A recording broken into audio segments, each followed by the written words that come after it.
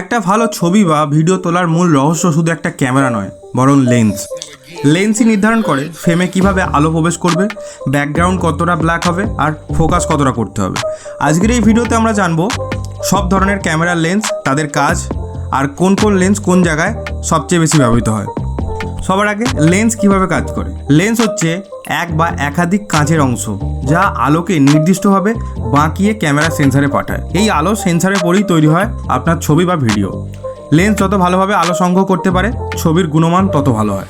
লেন্সের দুটি গুরুত্বপূর্ণ দিক হলো ফোকাল লেন্থ, যা নির্ধারণ করে ছবিতে জুম বা অ্যাঙ্গেল কতটা হবে। দ্বিতীয় হচ্ছে অ্যাপারচার, যা নির্ধারণ করে লেন্সে কতটা আলো ঢুকবে। এখন আসি মূল অংশে, লেন্সের প্রকারভেদ। সবার আগে প্রাইম লেন্সে ফোকাল লেন্থ ফিক্স থাকে, অর্থাৎ আপনি জুম করতে পারবেন না।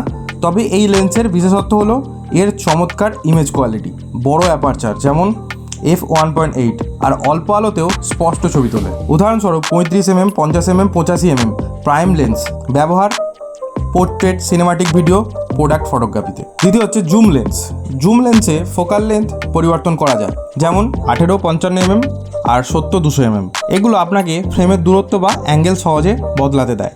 যেখানে আপনি বিষয়বস্তু থেকে দূরে আছেন, সেখানে জুম লেন্স অসাধারণ কাজ করে।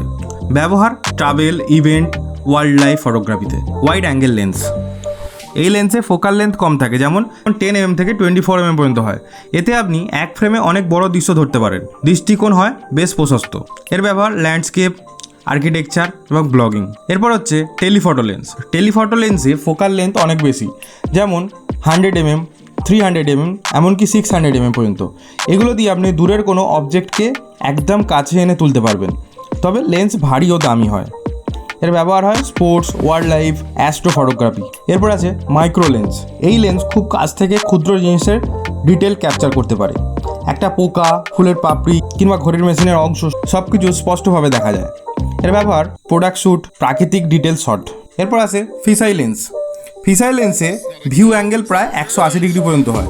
এতে ছবিতে একটা গোল বিকৃত প্রভাব তৈরি হয়, যা দেখতে অনেক ক্রিয়েটিভ লাগে। এর ব্যবহার creative video, sports, artistic shot. এরপর আছে টিল্টশিফট লেন্স। এই লেন্স দিয়ে আপনি ফোকাসের প্লেন পরিবর্তন করতে পারবেন। এর ফলে ছোট জিনিসকে খেলনা শহরের মতো দেখানো যায়। এর ব্যবহার আর্কিটেকচার, প্রফেশনাল, সিনেমাটোগ্রাফি। এরপর আছে কিড লেন্স। যে লেন্স ক্যামেরার সঙ্গে ফ্রি দেওয়া হয় তাকে কিড লেন্স বলা হয়, যেমন 18-55mm লেন্স। শুরু করার জন্য একদম পারফেক্ট, তবে প্রফেশনাল মানের নয়। এর ব্যবহার basic photography, YouTube video, blogging. Lens বাছাইয়ের টিপস। এখন প্রশ্ন হলো আপনার জন্য কোন লেন্সটা সঠিক। ব্লগার হলে ওয়াইড অ্যাঙ্গেল লেন্স নিন। পোর্ট্রেট শ্যুট করলে 50mm f1.8 prime lens best.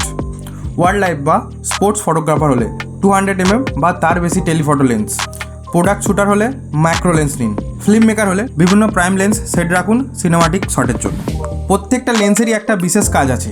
Lens বেছে নিতে হলে ভাবুন আপনি কী ধরনের কন্টেন্ট তৈরি করছেন। সঠিক লেন্সই আপনার ছবিকে বা ভিডিওকে প্রফেশনাল লেভেলে নিয়ে যেতে পারে। তাই শুধু ক্যামেরায় নয়, লেন্সেও করুন ইনভেস্ট। তো এই গেল আজকের ভিডিওর টপিক।